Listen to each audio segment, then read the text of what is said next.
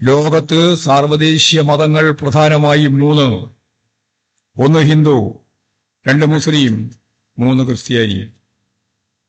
ഈ മൂന്ന് മതവിഭാഗങ്ങൾ, അതിൽ ക്രിസ്ത്യാനിയെയും മുസ്ലിമിനെയും ന്യൂനപക്ഷം എന്നാ പറയുക.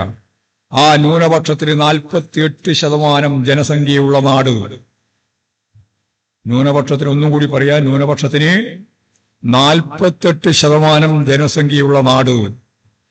ചില ജില്ലയിൽ അവർ ഭൂരിപക്ഷമാണ്. ഒപ്പം 52% ഹിന്ദു എന്ന് പറയപ്പെടുന്നവർ. ഈ റേഷ്യോയിൽ ഈ ലോകത്ത് കേരളത്തിലല്ലാതെ ഇതുപോലെ ആവാസ കേന്ദ്രമായ ജനത മറ്റെവിടെയും ഇല്ല. ഇങ്ങനെയുള്ള ഒരു കേരളത്തിൽ മതസൗഹാർദ്ദത്തോടെ മുന്നോട്ടേക്ക് പോകാൻ കഴിയുന്ന ഒരു ഭൗതിക അന്തരീക്ഷം സൃഷ്ടിച്ചു. ആശയപരമായ വളരെ ഫലപ്രദമായ ഒരിടപെടൽ നമ്മൾ നടത്തി.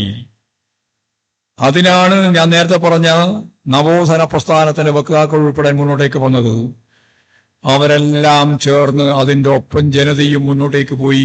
കഴിഞ്ഞ 10 വർഷക്കാലം ഇടതുപക്ഷ ജനാധിപത്യ മുന്നണി ഗവൺമെന്റിന്റെ കാലത്ത് ഒരു വർഗീയ കലാപവും ഒരു വർഗീയ സംഘർഷവും ഈ കേരളത്തിലുണ്ടായില്ല, മറ്റിതര സംസ്ഥാനങ്ങളിൽ നിന്ന് വ്യത്യസ്തമായിട്ട്.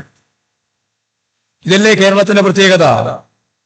ഈ പ്രത്യേകതയുള്ള കേരളത്തിൽ ഇടതുപക്ഷ ജനാധിപത്യ മുന്നണി ജനങ്ങളെയാണ് വിശ്വാസത്തിലെടുക്കുന്നത്. വർഗീയതയാണ് നമ്മുടെ അപകടം. കേരളത്തിന്റെ അപകടം അതാണ്. കേരളത്തിന്റെ അപകടമായ RSSനെ പറ്റി പറയുമ്പോൾ ഹിന്ദു എന്ന് വ്യാഖ്യാനിക്കണ്ട.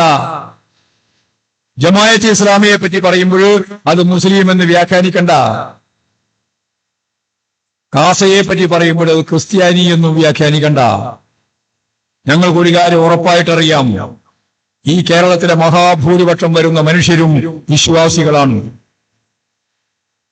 ആ വിശ്വാസികൾ ഒരിക്കലും വർഗീയവാദികളല്ല. വിശ്വാസികൾ എല്ലാ സന്ദർഭത്തിലും വർഗീയതക്കെതിരാണ്, മാനവീയത ഉയർത്തിപ്പിടിക്കുന്നവരാണ്.